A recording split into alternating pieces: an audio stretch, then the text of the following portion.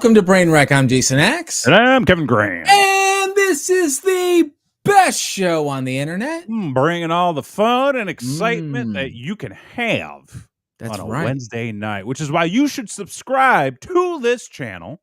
Ring that notification bell so you know each and every single time that we go live. And hey, leave a comment down below. Get in on the interaction. Get in on the conversation. If you're in the chat, say hi. Yeah, we'll put you on air. We'll say hi back. This is like one of them sports talk radio shows where they take callers, but we don't take callers. We take chatters. We take chatters. As long as you're not weird. Like I gotta. Yeah, you gotta pass the smell test. Like that's being weird is why we're here. Yeah, be yourself. Be weird. Be yourself. But like, there's weird. There's like, hey man, let's get weird, and then there's like, you're being weird, and you're making my grandmother uncomfortable. Read the room. Read the room. You know. Yeah. But this is one of them safe rooms. This is a safe room. That's right. Not a panic room. Well, I mean, it can be sometimes. I mean, I suppose. Yeah. I feel like this is a combination of like a safe room, a panic room, and then like one of those rooms where you get to go in and smash the TVs and the old stereos for fun. Yeah. The Limp Bizkit room. The Limp Bizkit. Look at that. He's suing people. Is he? Yeah. Oh, he's trying to get a lot of people to sue. Because I guess Universal Music Group. I guess like he's taken charge and saying that I think UMG has been withholding royalties from like hundreds of bands. Oh, he's just trying to get everybody to get paid. Well, good for him. Yeah.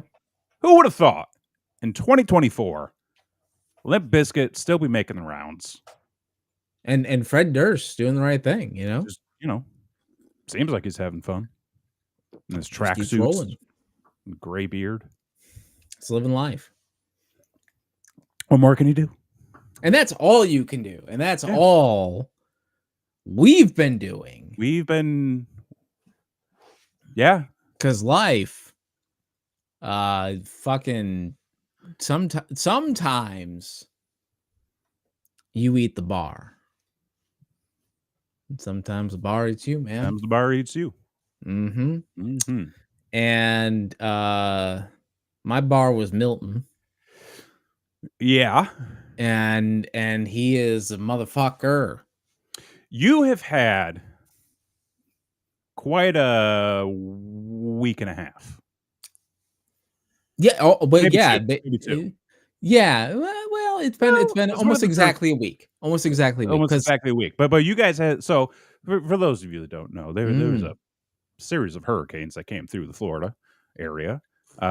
You, sir, live in relatively close to the center of Florida. Pretty central. It seemed like the first one was Helene. Yeah. Didn't get you too bad. Yeah. She was a beach bitch.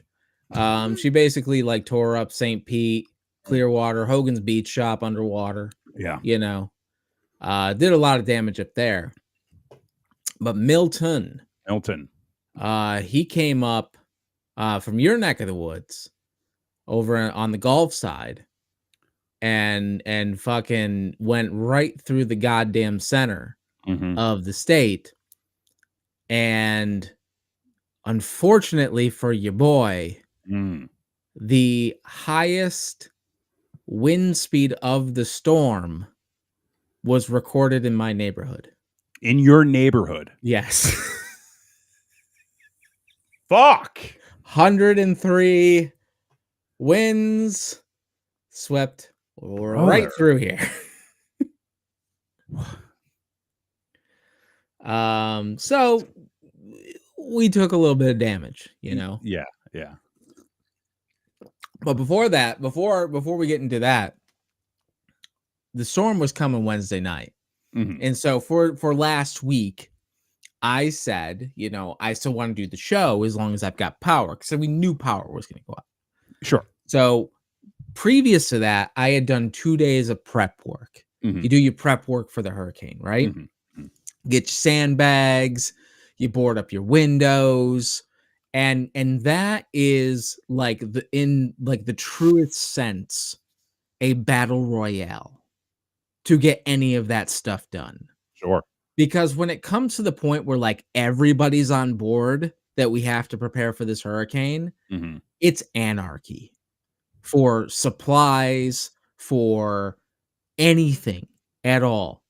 So the day before the hurricane hit, I waited in line for 6 hours to get sandbags. I already had 10 sandbags, but that was enough to do like one of my garage doors. I had to do the other one in the back door.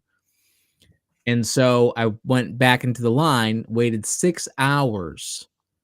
And when I finally got up there, they said, well, you can either wait in this other line for them to load up the sandbags, or you can go over here right now and you can shovel your own goddamn sand into these bags and you can fill up what you need and you can go.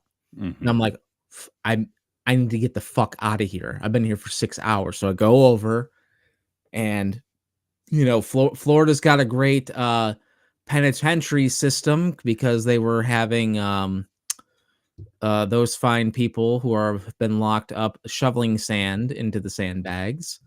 And they helped me fill up 8 because that's all they had left was 8. And so I waited 6 hours for 8 sandbags, or 6 hours for 8 sandbags. But in doing so, while I was waiting, I did watch Bad Blood. So we can talk about that. Oh my God. That's later. When you watched it. Yeah, in line for sandbags. My goodness, sir. Yes, Blakely makes a great point. It's very much like Black Friday, like but back in the day when it mattered. Like real chaos. Real uncertainty. Fights over a TV and a Tickle Me Elmo. There's videos out there of like gas station fights. Because like trying to get gas anywhere was a nightmare. Oh yeah, I can bet. So when the storm hit, you know, we were just about to go live with the show when I noticed that the winds had been whipping pretty good and the rain was coming down pretty damn hard. And I started to notice a leak in my ceiling. And this is at the beginning of the storm. So I'm like, fuck me. And you can't do anything because you can't go out in said storm to try to do anything because that's suicide. There's fuck all you can do from the inside except move your shit out of the way and put some buckets down and hope for the best. So you just have to do that and wait it out. And unfortunately for us, it was at the beginning of the storm. So now our ceiling is a little caved in. A little caved in there, yeah. Yeah, so we took quite a bit of damage there. And then but at that point, like we had known for hours that, you know, our ceiling wasn't going to make it. So, you know, we went to bed, whatever. Around 2 a.m. when the power went out, that's when we decided to go to bed. And so we wake up and I'm looking around trying to assess the damage. We don't have any power. There's boarded up windows, so it's dark as fuck. I woke up and I'm like, it's gotta be like 5 a.m. And I look at my phone, it's like 9:30. I'm like, what the fuck happened? So I'm looking around, can't see anything, and then I look out my front window and I'm like, oh man, there's a goddamn tree in the road. That sucks. Sucks for my neighbor, man. Like, they really like that tree. And then I look over and I see their tree. I'm like, oh, their tree's still there. Oh, what tree is that? Oh, fuck. That's my tree. Oh. And so we walk out and we see our big ass motherfucking tree. That is completely uprooted. In the middle of the fucking road. Yeah, that is nuts. Yeah. And so I go out there and I'm like, I don't have a chainsaw. Mm-hmm. Like I've got the battery powered little hand saw. I might be able to get some branches, but I can't move. I can't chop up this fucker, even to get like cars get through, you know. Yeah.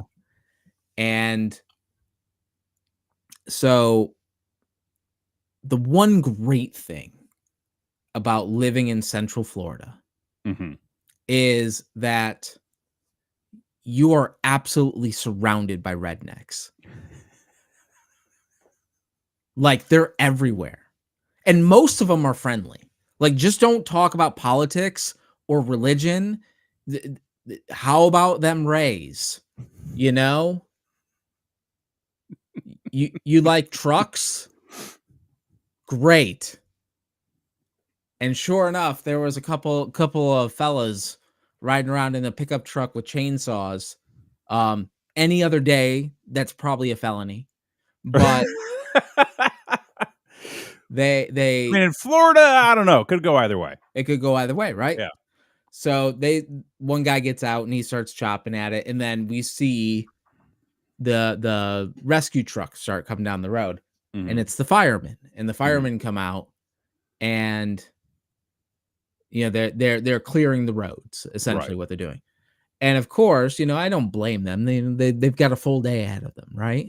They chop the thing like right at the sidewalk, and they're like, okay. And there they go. And I'm like, all right, well, I guess the rest is on me then, right? So that's cool, right? But I get it. Like, there's more pressing matters at this point because the end of the street is completely flooded and underwater. So those people are having a worse day than I'm having because water is now in their home. And that's a really, really bad day. That's a bad day. That's a really bad day. I mean, water's in my home too, but like it came from above. Yeah. So it's kind of like holy water. So, wasn't expecting that kind of damage. The main thing besides the ceiling that happened with the tree was that it basically completely tore up our main water intake into the house. Yeah. And so we did not have any water. Yeah, and when you sent us that picture, one of the first things that Christy and I thought was like, we really hope that doesn't rip up their water line because of how close it was to the house. Yeah. Yeah. And for us, though, like, not only that was a concern, but it was a concern of like, did it fuck up the foundation of the house? That's the other thing. So that happened. So that was Thursday morning, was finding all that out, right? And so you realize like, okay, like we have no power, we have no water. We're sort of prepared for this situation. Like we stocked up on shit and all that kind of stuff. We didn't necessarily think we wouldn't have water. So like we have what we have. Right. And we start to make the best of it. You know, we start to take the boards down, kind of get everything, together. And yet Blakely makes a great point. You also could not get in and out of our neighborhood the entire day. It was completely flooded. So cars were actually stuck and floating in the water. So that's also a bad day. That happens a lot, which is why you should never drive through standing water when it's on the road, folks. Don't do it. Because I watched a lot of videos over the past week of cars trying to do that, and they just float on. Unless you are James Bond in Dante's Peak and you have a snorkel, don't do it.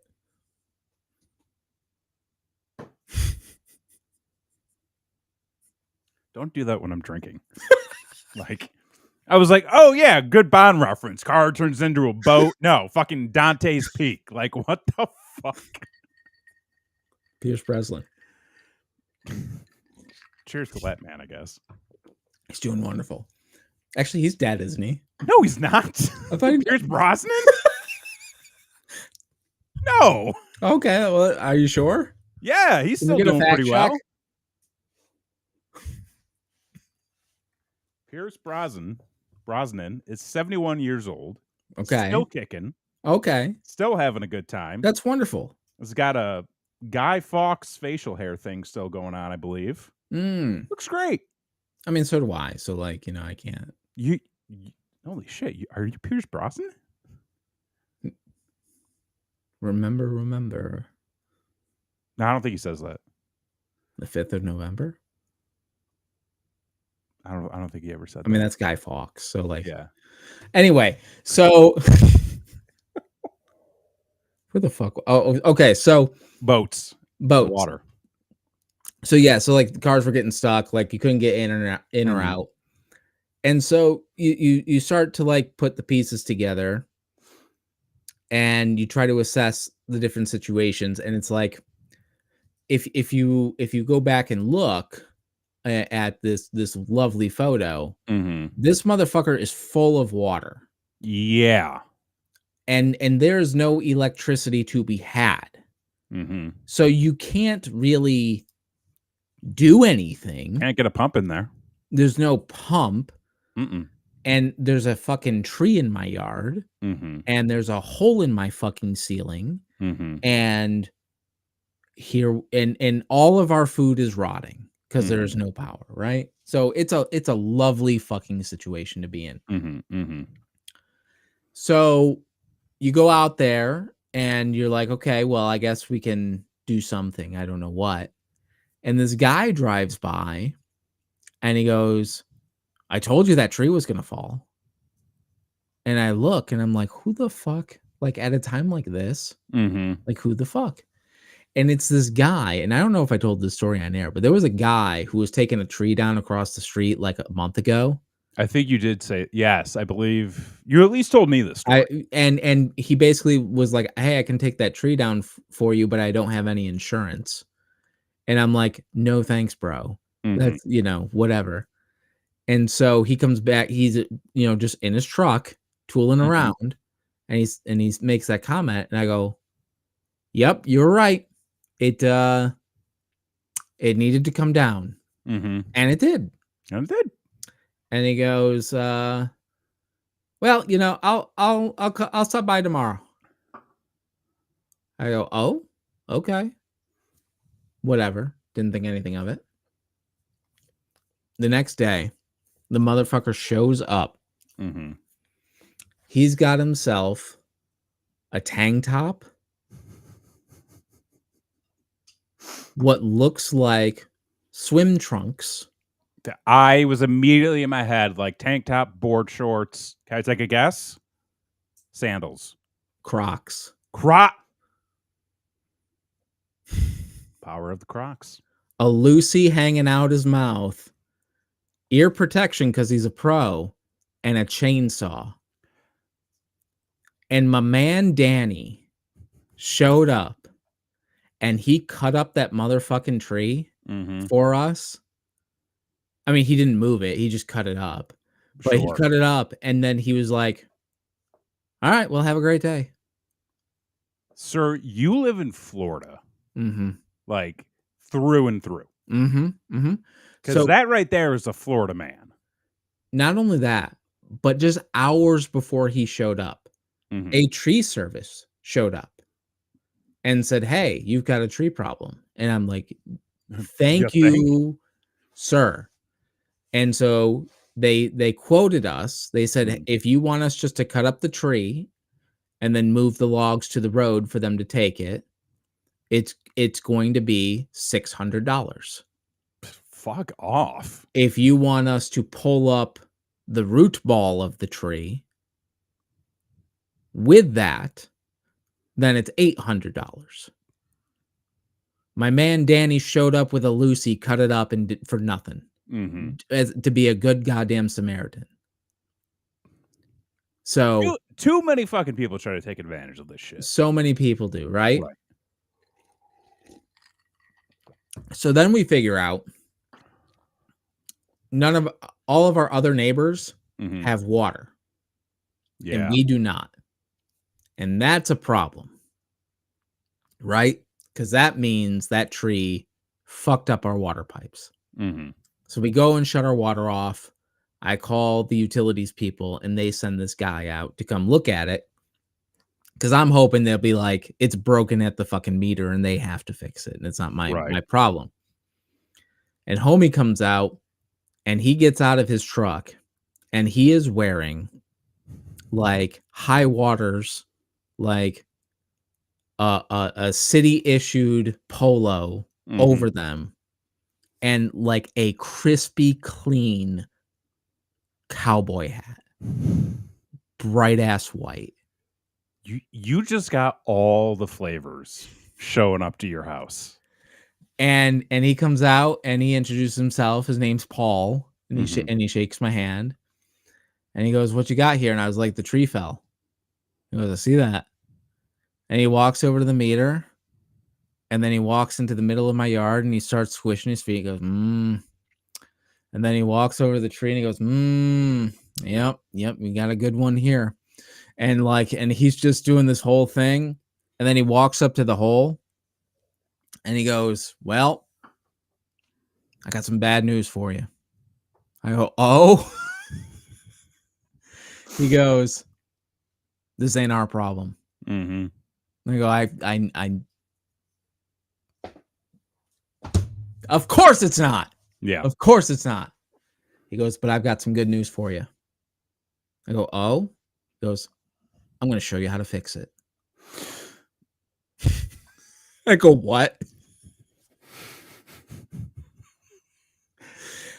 And lend a helping hand to your fellow man, folks. And so Paul goes back to his truck and he pulls out a battery operated pump, and he starts pumping out all the water that's there.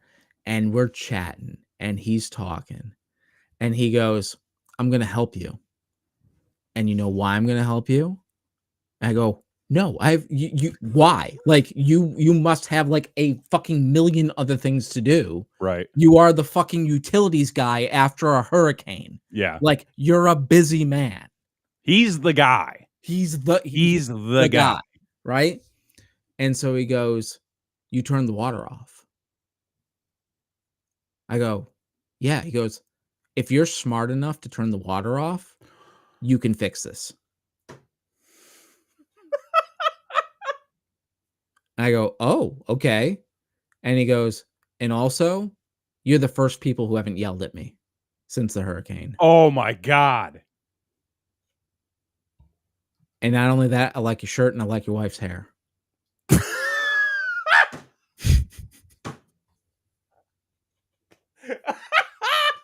I go, "Okay, Paul." Paul's a good brother. Paul's a good brother. Listen, Danny and Paul, MVPs. God bless them. Of this hurricane. So Paul sucks out all the water. And he's given us rough estimations of what he thinks each pipe is. And he's like the utilities guy. So like I'm taking notes, right? And so he's like, "You got this going to this. This is your main one in. This is one from the road. All you have to do is you got to cut this here. You just cap that. You put that right over there." And then he goes, "And you know what? Hold on." And he goes back to the truck. And fucking Paul comes back with a handful of fucking PVC and parts. And he goes, "You got glue, right?" And I go, "Yeah, I've got glue." He goes, "I knew you would." And so he's taking T-joints and he's taking 90-degree elbows and he's fucking mapping this whole fucking thing out. And finally, when it drains, it didn't drain all the way, but it drained enough. Yeah. He goes, "Well, I wish you guys the best of luck. I hope I saved you guys a couple $100 because like plumbers are scum." Paul knows his shit. And Paul gets in his truck and drives away. Now, Paul wasn't necessarily 100% accurate. I mean, how could he be? Like, there's a million fucking pipes down there, right? But he gave us enough confidence, right, to think that we could do this and to try. And we only hooked up the pipes wrong 3 times. before we figured out what one was the actual thing and what was an old sprinkler system that never worked ever. But we eventually got there to the point where we could put in the water. It took 4 days of digging in the fucking mud with no electricity, no water to shower off after doing so, with no fucking food and all this shit to get it done. But we did. And I have Axe's top 3 life lessons from this experience that I'm going to part on you all. Go ahead. Because this is free knowledge everyone should have.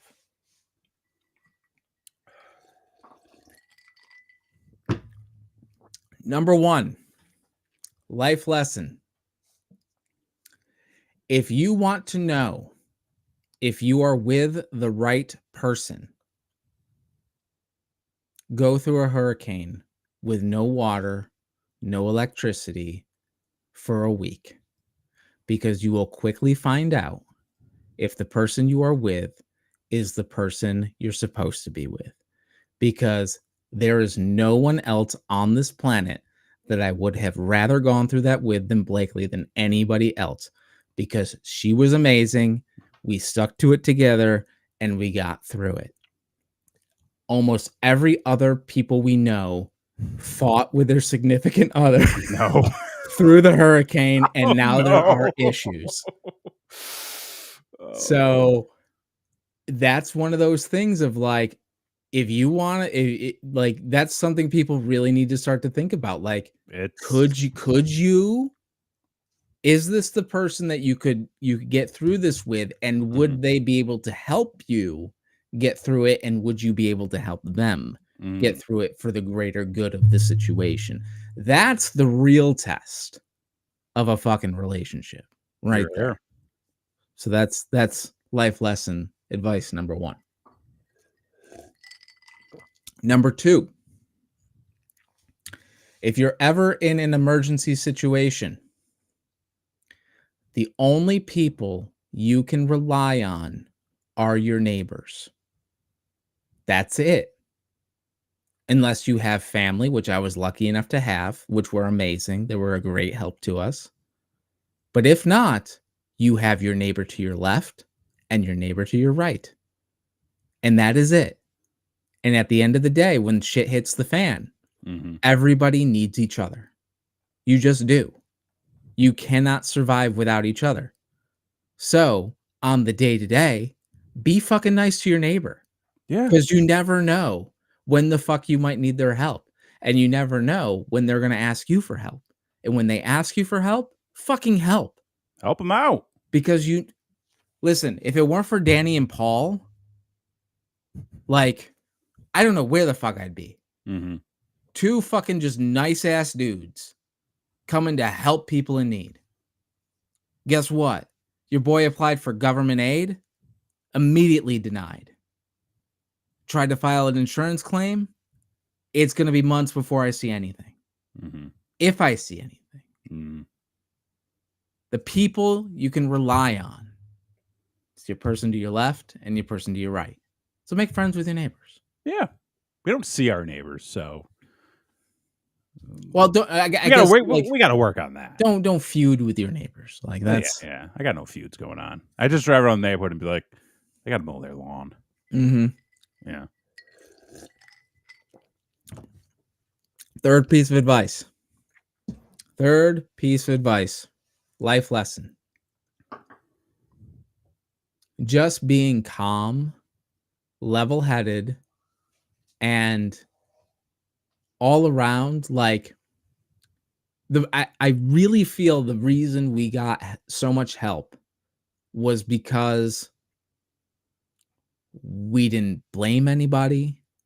We didn't yell at anybody. Obviously we were upset. Obviously things were not awesome for us. But at the end of the day, like, it's nobody's fault. Nothing else. We did as best we could to prepare for the hurricane as we could. Mm-hmm. And what happened, and that's just the fucking way it went. Does it suck? Yeah. Are there people way worse off than us? Abso-fucking-lutely. Sure. So at the end of the day, like you have to count your blessings, and if someone's gonna talk to you, like, don't be a dick. Yeah.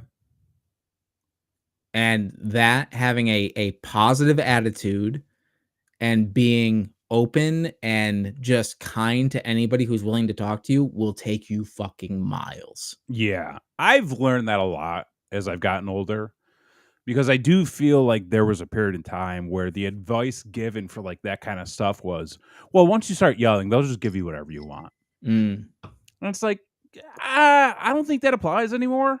No. Because like a lot of people that are doing those jobs, like, look at, they're not making a lot of money.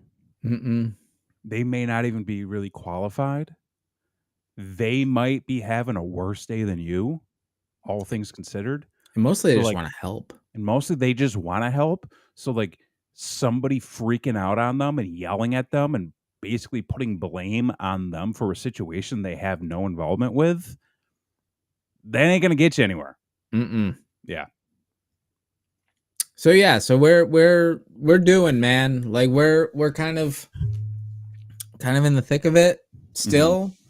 But we're in a much better place, and we're in a much better place because of the support you and Christy gave us. Thank you again very much. It's not even an issue.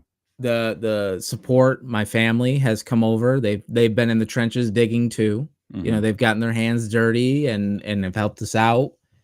And we're very fortunate. So, you know, it's going to be a while to rebuild, but we will. And until then, you know, we're just thankful we're here and the house is here and can still do this show. So yeah, it's, you know, I'm certain that you guys have been having a wet and uphill battle, but you know, from everything you've been saying, it seems like you guys are continuing to press forward, which, I mean, it sounded like from day one you were like, yeah, all this shit happened, so now we got to go work on it, which I think is a lot more than what some people would do, and actually a lot of people would do. I think a lot of people would look at that and just go, well, what the fuck, and then kind of do what you were saying, like freak out, not really communicate well, blame everybody else rather than just saying, this is the issue and we got to fix it. And it seems like you guys learned a lot, and you know, you still got a lot going on, and you know, I'm certain that y'all will get through it.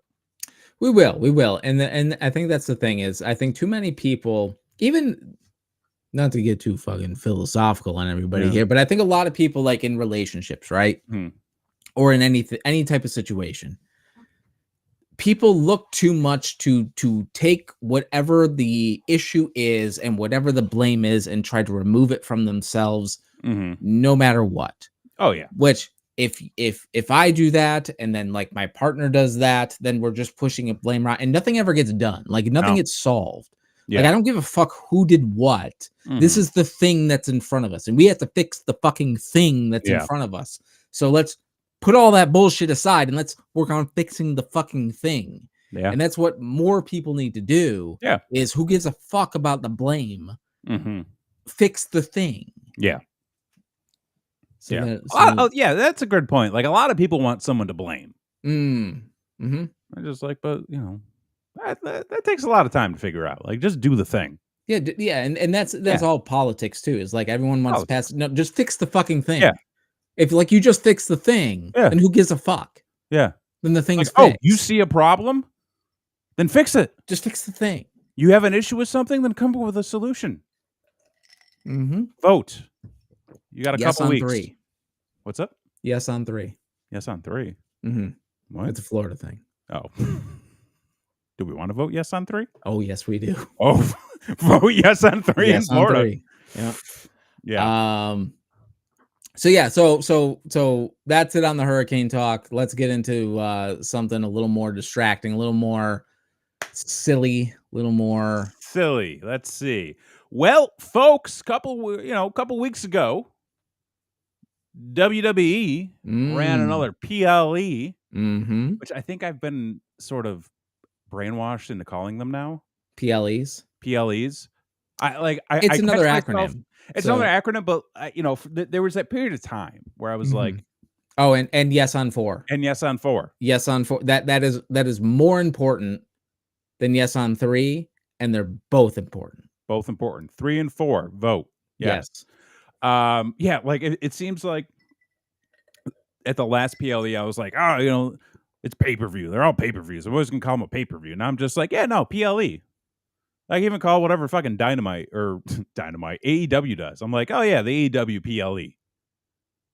Like, there aren't really pay-per-views. Like when you have a subscription to a service. You're still paying. You're still paying, but you're paying for like other stuff, But technically, like if that's the case, then anything that's on Netflix is pay-per-view. So Raw will be pay-per-view because you're paying to. But then you did it on cable too. You got to do it this is bullshit. This is all fucking marketing bullshit. Yeah. Anyways, Bad Blood happened a couple of weeks ago. I had the chance to watch it live. I was a little confused because I didn't realize it started when it did. When did it start? It started like at 6 o'clock. Oh, that's wonderful. Well, I didn't realize that there was a UFC event happening right after. Okay. So they were kind of jockeying for position, and so they bumped WWE up, which I was like, you know what, though? I like this earlier time slot. Yeah. We talked about this during WrestleMania. Well, we're getting older. We're getting older. Yeah. But also, by the time the event was over, I looked at the clock. I'm like, it's 9. You said, and of course, I'm Central Time, right? So there's still a whole Saturday night ahead of me. Like the kids aren't even going out yet, which is wild to me because I was always like, hey, let's go out at like 9 o'clock, start pre-gaming. People were like, no, like people don't go out till like 10:30, 11 o'clock. I'm like, that's a waste of time. Like you're missing nightlife at that point. Yeah, but like you don't want to go too hard too early. That's the thing. Well, you got to pay. You got you go out, you get some apps.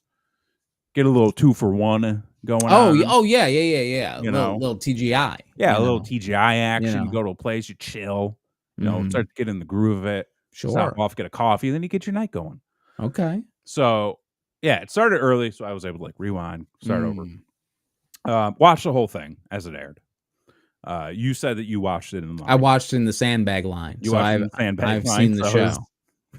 It's very fitting. Overall, from what you saw, how would you rate the event? I would say I could have had a worse time waiting in line for sandbags. So, okay, not to bear. Okay, so it was mostly a nothing happening show, minus the opening match, the Hell in a Cell match, which was it's interesting to me.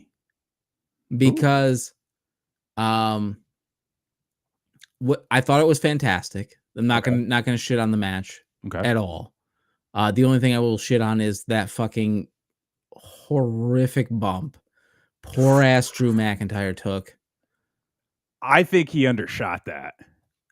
Yeah, I think he thought he was gonna overshoot it, and I also think he thought he was gonna slip on the fucking beads that were all over. So he was trying to make sure that his footing was sure. Yeah, and he didn't want to overshoot it, but fuck, did he undershoot it? And god damn it, fuck me, hell of a bump, Fuck, yeah. But other than the hard way toolbox shot to the head, which probably sucked a dick. Like the rest of it seemed all right. And but it's like one of those things of like the match was great. But it was also like I've seen better matches. But it was on a show where fucking nothing else was happening. Right. And some matches were not good. We'll get to that. And so like it elevated it even more, even though it didn't needed it. Yeah. And so I think like I've heard people saying like it's like one of the best Hell in a Cells ever, and I was like, well, hold on, let's slow down a little bit, guys. Okay. Let's chill out. But very good. Okay. Very good. Your thoughts? I think it was a solid B show.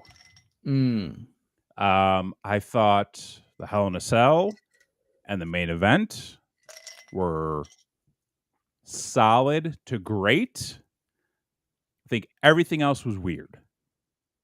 Everything else was weird. There was like a weird pacing to the show. I'm actually going to pull up. Let me pull up the card real quick. It was a weird pacing, and it also felt like it was like one of those shows where beforehand everyone was like, we're going to try some shit. Yes. And too many people tried some shit, and it didn't work. So just to run through the card, just for reference. Okay, you had CM Punk and Drew McIntyre, Hell in a Cell. That kicked things off. And he had Nia Jax versus Bayley, women's WWE Championship match. You had Damian Priest versus Finn Balor. You had Rhea Ripley versus Liv Morgan, WWE Women's World Championship match. And then you had Cody Rhodes and Roman Reigns versus the Bloodline, which was Solo Sikoa and Jacob Fatu.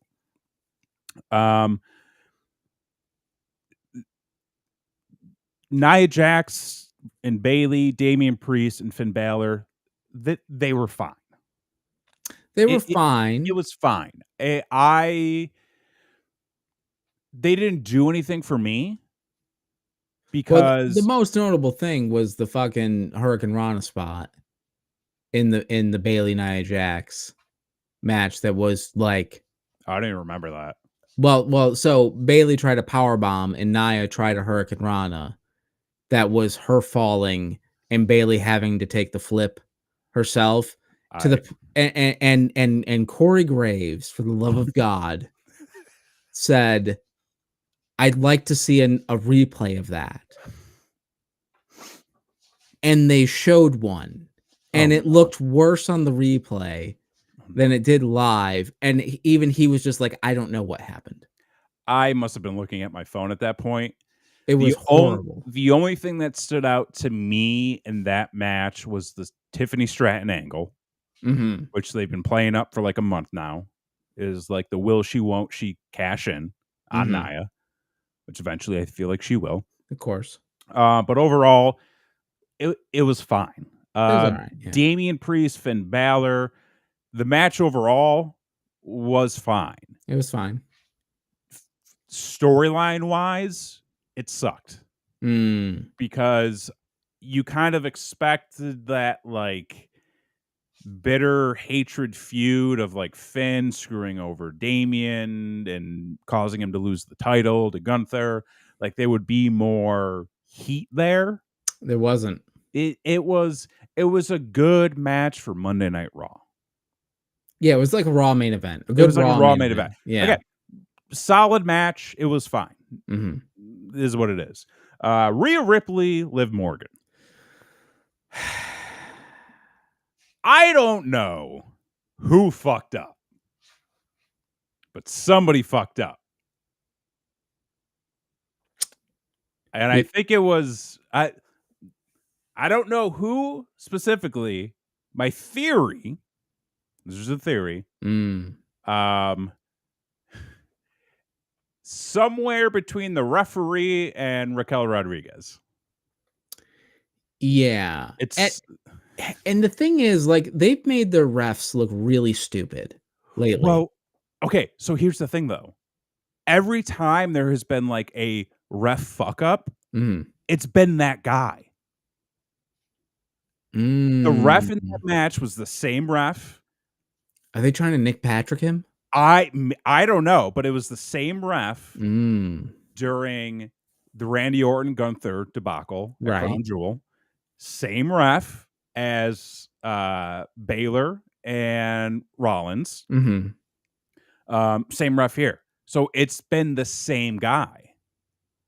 So like I don't know if there's like, this is weird to say, but like I don't know if there's some conspiracy theory going on right now with that referee, and like they're positioning him to be like, hey, like this could get kind of screwy. Like let's put him in there and see if anybody notices. But it's always been that ref. I love this. Like if this is not in their booking, if this is not in the notebook, it needs to be. It needs to be. It needs to be. Like this guy, It's the same because when it happened, so we're bearing the lead here. Towards the end of the Rhea Ripley Liv Morgan match, Rhea's on the outside, whacking Dom with the kendo stick. The referee comes out, and as the referee comes out of the ring to go get Rhea, Raquel Rodriguez comes in and blasts Rhea from behind, right in front of the ref. Which he has to pretend not to see. He has to now pretend not to see, goes back towards the ring. And at that point, it's like, well, you can't not call it because everybody just saw you seeing what happened. Yeah. And then they call for the bell. Raquel goes in. She almost fucking powerbombed Rhea on top of Liv. Yeah. I don't know if you caught that. Yeah. So I'm like, something happened here. I don't know what, but like somebody screwed up somewhere. I don't know if the ref was out of position, if Raquel waited too long, or she came in too early. Because I almost feel like the angle or the spot that was supposed to happen was the ref was supposed to come out, push Rhea to go back into the ring, or go back towards the ring, help with the staff to get Dom unhooked. Raquel comes out, fucking shots Rhea from behind, throws her in the ring, power bombs her, puts Liv on top, ref turns around, runs in the ring, 1, 2, 3. But how is there not an agent with her? With Raquel? Yeah. To tell her to go. Like there should be an agent. It's stagehands. It's those people. Somebody's got a headset. Somebody's got a headset. Somebody's got to be telling her what to do, which is why, like, I'm confused. That's why, like, I'm a little confused as to like who's to blame for that debacle. Because they literally go to the same point at the same time. So I'm like, somebody's timing was off. Like, I don't know. And I mean, the ref's got an earpiece. You're also burying another lead as well. Oh. Can we talk about the performance of one Dominic Mysterio in this match? I wanted to get there. Because once again, folks, Dominic Mysterio has proven why he is a first ballot Hall of Famer. Hall of Famer. The man is a legend. Not a legend in the making. A legend today. A legend tomorrow, and a legend forever. This is a guy who has played his part perfectly. To a T. To a T. I nearly crapped my pants when he fell out of that cage. Like, I knew something was going to happen. I knew that there was going to be something where he gets out of the cage. Listen, it's a shark cage. It's Dominic Mysterio. There's going to be shenanigans. He's going to find a way to weasel his way out. Right. And when he got the door opened, I was like, okay, like, kind of here it comes. And I knew there was going to be something. I didn't know if he was going to try to like just hang off it and drop. But when he fucking took that forward bump out of the cage, I went, oh my God, I clenched. And then to see him just fucking hanging there by his foot, I'm like, God bless this man. Because he is doing it for the people. And as Terry Funk, the man himself, once said to you and I in a bar in Utica, New York, he said, you have to be careful in this business because I could hog tie you and hang you upside down. Yep. Just a foot off the floor. And if I drop you on your neck, it could break it and you could be dead. Break it and you could be dead. That's what Terry Funk told us in a bar in Utica, New York. Yeah. And we said, Terry, why are you telling us this? Like, I don't understand. He's just letting us know. He is letting us know. He's a man. R.I.P. Legend. Yeah. He could kill you if he wanted. I believe him. I believe him. So Dominic Mysterio risking life and limb. Risking life and limb to put on a hell of a show. I thought the match was solid. Again, like solid up until that point. It got screwy. I think it lost its heat, which I think is the biggest issue. I feel like the biggest crime of the whole thing is that the only reason they used the referee cam was to get that line of dialogue over. Yes. And it was a stupid line of dialogue. It made no sense. And I fucking hated it. And the referee cam deserves better. The referee cam does deserve better. It deserves better because it's a hell of a concept. We have GoPros now. But also, consider this. Who did they put the referee cam on? That's right. The referee who has been involved with some of the most recent fuck-ups in WWE referee history. Can I book an angle? Book an angle. Can I book an angle? We find out he forgot he's still wearing the referee cam. And he goes to the back and he's doing a shady deal. And the referee cam catches it. And then you realize, dude, I don't know who he's working for, but like, you book a better Akeem the African Dream. I don't know. You like something. I don't. You know what though? That would be pretty fun. However, I will say this: for as much as that ref may have legitimately fucked up, or from an angle perspective fucked up, it wasn't as bad as what I saw in AEW the other day. Okay. Where the referee literally, before counting one, reached over to a wrestler to put her shoulders down to start counting 1, 2, 3. Yeah, that's not great. I had heard, I forget what show it may have been Wrestle Dream. I don't know. But there was a point in the show where women's match goes for the pin. Woman has her shoulder. It's just like the way the cradle was or something. Sure. And was like, it happens. Shit happens. Yeah. And usually when that shit happens, the ref checks checks the shoulder. Sure. And goes, the shoulder's not down. And right. It's up to the wrestlers to fucking correct it. Figure it out. Because they're the ones doing the move. Totally. The referee saw it, reached his hand out, put the woman's shoulder on the mat, and then started counting 1, 2, 3. Whoever that referee is deserves to be out of a job. I would agree so. Deserves to be out of a job. Listen, I go to yoga. Yeah. Okay. And sometimes when I'm in Shavasana, the yoga instructor will come over and will give you a little adjustment. Yeah. And yesterday we went to yoga, and she pushed my shoulders down to adjust me so that I relaxed a little bit more. So unless that referee is also a part-time yoga instructor, no business. No business. No business. No business. It is not the job of the referee to make sure that the wrestlers are doing the spots correctly. No. If a wrestler fucks up, that's on them.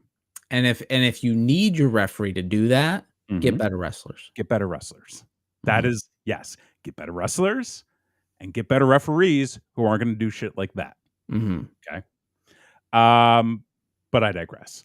So the two matches really focus on here. Let's end with Hell in a Cell. Sure. Cody Rhodes, Roman Reigns versus the Bloodline. Overall, fine. Yeah, it was fine. I think the match did what it needed to do without being too over the top. I think the most important thing for the match was to, number one, get Cody Rhodes away from the Bloodline. Because fucking God forbid there be another goddamn pay-per-view, PLE, with the Bloodline feuding with Cody Rhodes. Right. And it positioned Roman to now feud with the Bloodline. Right. It brought Jimmy back, brought The Rock back in. I'm happy to see Cody being done with them. I'm happy to see Bloodline feuding with Bloodline. That's what needs to be happening. Okay, great. The angle they did after the show with Kevin Owens, I thought was phenomenal. It's wonderful. I thought it was great because I wasn't expecting it to happen. And I'm just scrolling through the Twitter sphere, seeing what some reactions are, seeing what any news is, and I catch that video, and I'm like, God damn, Kevin Owens beat the shit out of Cody Rhodes like he owed him money. Which he probably did. But, like, it was a good beatdown. It was well done. Good beatdown.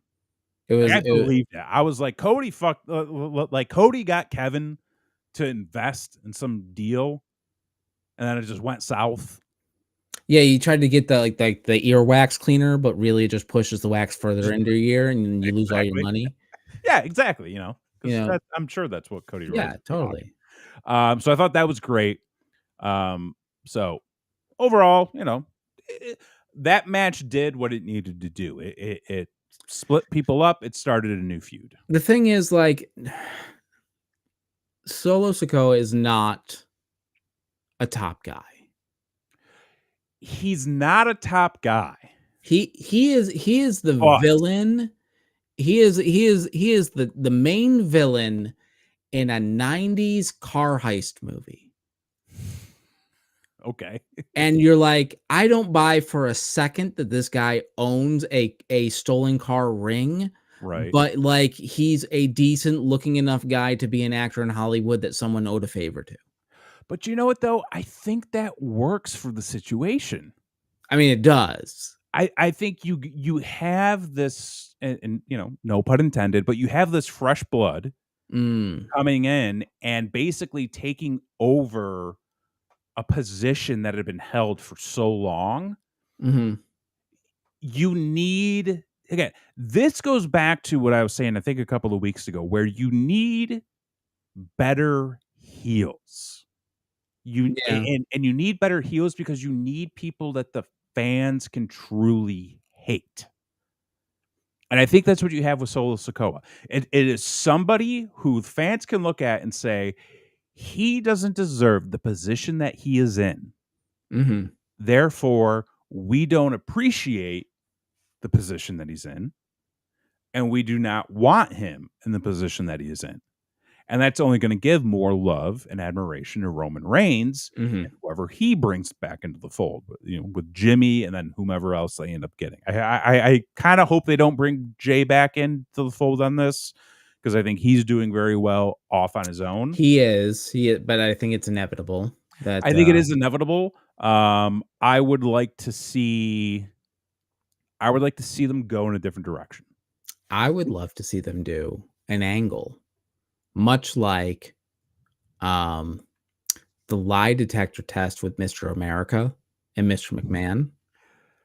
I would love to see them do an angle where everybody has to submit a 23andMe, okay, for a DNA test, and we'll see who really is in the bloodline, and thusly, you start doing your bloodline black and white, your bloodline red and black, bloodline red and black, and then you can split it off that way. Gotcha. I think that there are some that or Ancestry, get a sponsorship. And bring that back, absolutely.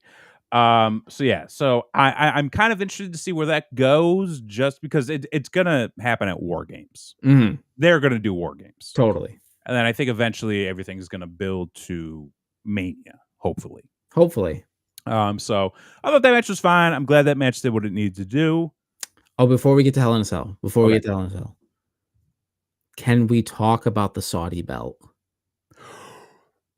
I'm so happy you brought that up, because I blocked that out of my mouth. I blocked that out of my memory. Let's talk about that whole segment. It was wild. First of all, there was the tease, I think, at the opening of the show, with Triple H is going to be coming out and making a huge announcement. I think Cody was, talking it up on Pat McAfee's show, where he was like, there's going to be something announced at Bad Blood that is going to be huge. It's going to carry us to Mania.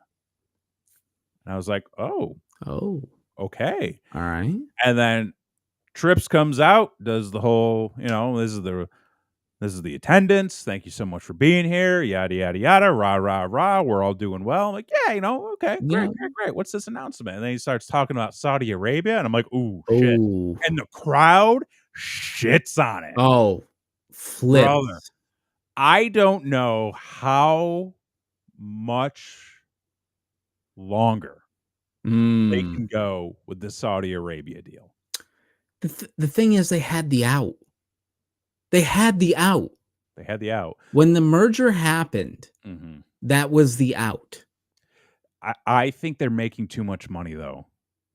But I think from a financial position, they're making too much money on the deal to say no. I think from the fan perspective, though, it is people are not happy. It's not great. People are not happy.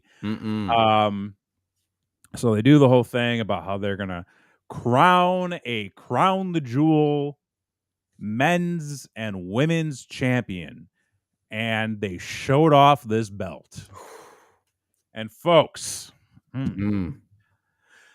if you've been following this show, you know that I have some opinions on wrestling title belts. This title belt is quite possibly the ugliest fucking belt I have ever seen in my life. And I've seen a lot of belts. I've seen a lot of belts up close. I've held a lot of them too. You know, he's not a stranger. I was. Okay. Yeah. I have a strong opinion on the big gold. Yeah. Yes, you do. This belt is 10 degrees below the big gold. 10 degrees. Yes.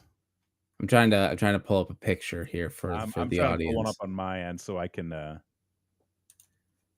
let's do a little of this. Let's go back to here. Yeah. We're gonna put this on the screen. It is folks, like I've never seen anything like it. Like it is I don't even know that like gaudy does it justice. The first thing I saw this and there I just out loud I went, that is a gaudy piece of shit. That's worse than the AEW title. It's almost the same shape too. It's almost the same shape. And when I say it's worse than the AEW title, I rank the AEW title below the big gold. It's pretty bad. What's with the chandelier on the side? It's a fucking horrible looking belt. It's just like you can't like there's no distinction. Like it's just gold with green. And then like what do you do with it? Read it. I don't. It's just got fucking. Those are not real diamonds. Whoever said that they were real diamonds. Well, I mean, if the prince made it, it might be, you know. Well, it ain't that one. But the point being, like, okay, so it's gonna be champion versus champion. The winner gets that belt. Yes. And then what? Bragging rights. Like, so it's gonna be Owen Slammy Award. Oh, no, it's gonna be the Owen Hart Tournament Champion. Well, right, which a lot of mileage they've got out of that one. The thing is, like, there's no means to an end. There's no means to an end. I think so. When Cody said that this is, and I'm assuming this is what he was talking about, but when he said like, oh, there's going to be something that'll have carryover until Mania or whatever, I think what's going to happen is Gunther is going to beat Cody. Okay. Whether straight up or whether the fucking schmaz Kevin Owens comes in and costs him the title. And I think that is going to start the story building into WrestleMania 41. Okay. The women's title, I don't fucking know what Tiffany Stratton might come out and cash. You might get something. Yeah. You might get something. They're not going to be able to wear what they want to wear because, you know, black Under Armour's for everybody. Black Armour's for anybody. It's real unfortunate. So yeah, it's I don't know. The title looks like shit. The show's going to be the show. Is what it is. Not much about that. Now we can talk about Hell in a Cell. The main event, the opening which, contest. You know what? I think they had to put this as the opener because if they put this at the main event, I think the crowd would have been real burned out by that point. Well, you can't put The Rock on first. And you can't put The Rock on first. I mean, come on. CM Punk, Drew McIntyre, Hell in a Cell. I thought this was everything that it needed to be. Yes, I agree. Me personally, I would put this as one of the best Hell in a Cell matches. Really? I would go so far to say that. Now, you said not the best. I said hold on. Let's you said I think people were jumping saying it's one of the best, but like I would definitely say top 5. Possibly top 3. I would say top 3. I honestly, like, for me personally, go for it. I don't know that you can beat the original. Taker and Shawn. Okay. As far as the match itself, it's damn near perfect. Okay. It's wonderful. Mm-hmm. You have the debut of a major character during the match who will go on to win championships and then, fuck rights in the state as a governor. Yep. But digress. It is one of the most important matches in wrestling history, period. And it's amazing. So, like, I don't think it really can be topped just because of the significance of it. And then, of course, like, you have the Foley thing, which is more of a spectacle than a match. The match itself is not great. The match itself is it's not a match. They did not have a match. They had a stunt show because Taker had a broken ankle or foot or whatever, which I recently learned through listening to another podcast. The reason that Taker's foot or ankle was broken was because of a pre-taped segment he did with Paul Bearer, where he broke into Paul Bearer's house and beat him up. It's always the stupidest shit. It's always the stupidest shit that gets you hurt, and that is true. That is true because every time I've done some of the simplest, stupidest things and got hurt from it. Yeah, I would not put Taker Mankind top 5.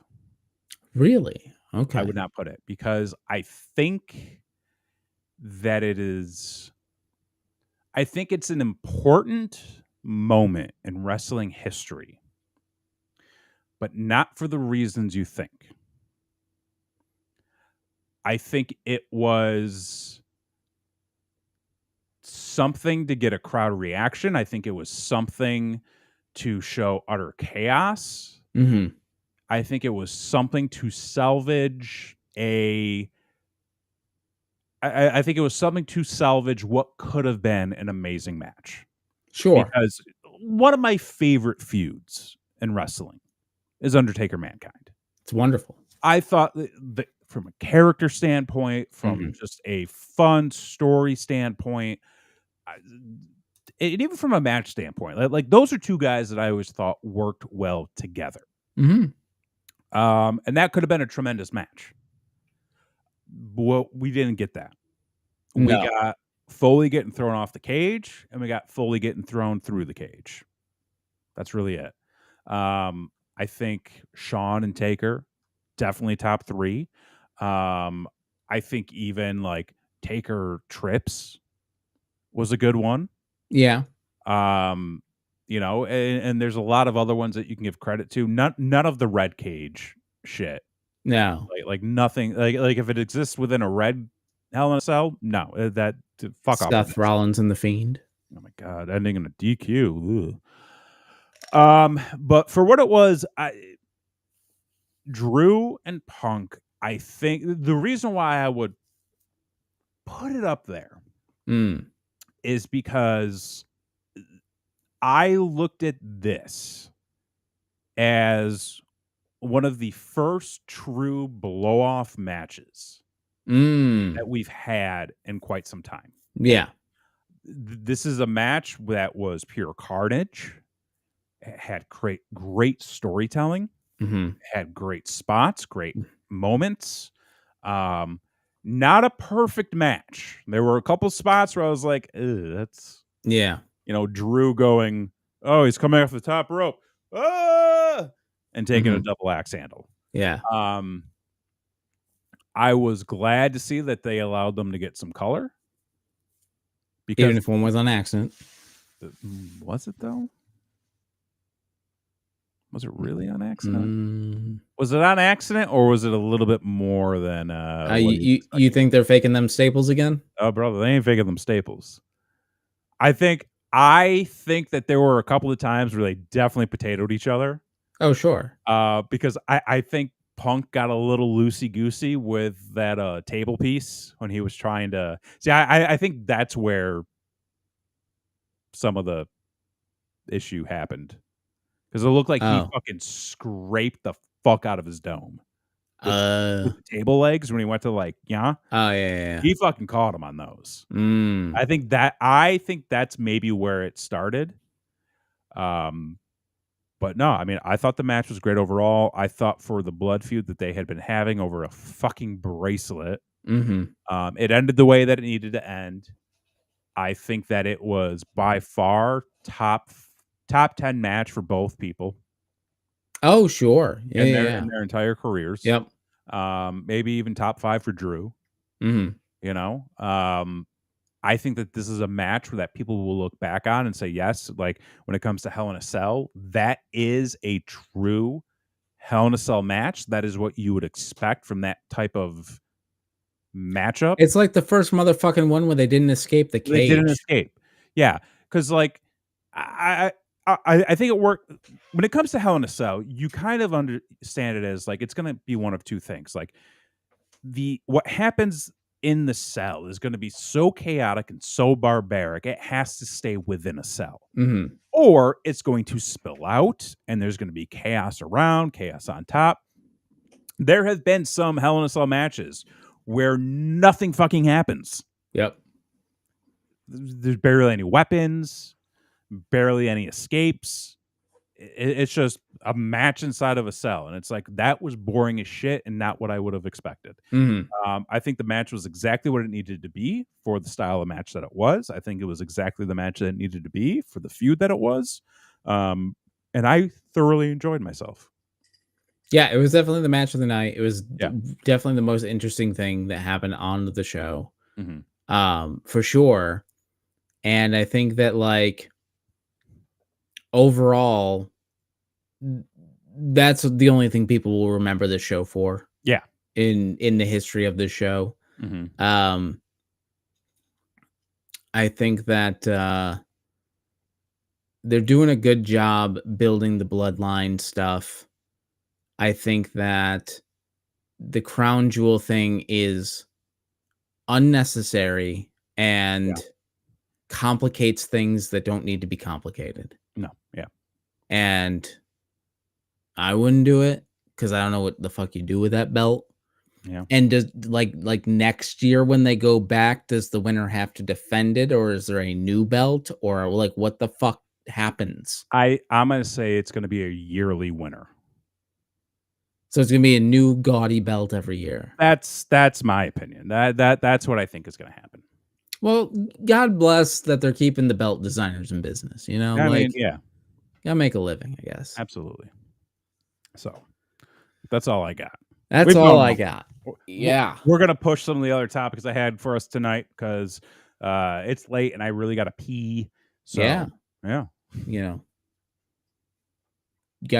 That's all I got. Yeah, do all the shit. Like, share, subscribe. Go buy a fucking t-shirt over at the gimmick store. Yes. TeePublic.com. Search Brainrock TV. You get all the fun stuff there. I'm gonna try to throw some stuff up there in a little bit. Dope. Make sure you check that shit out.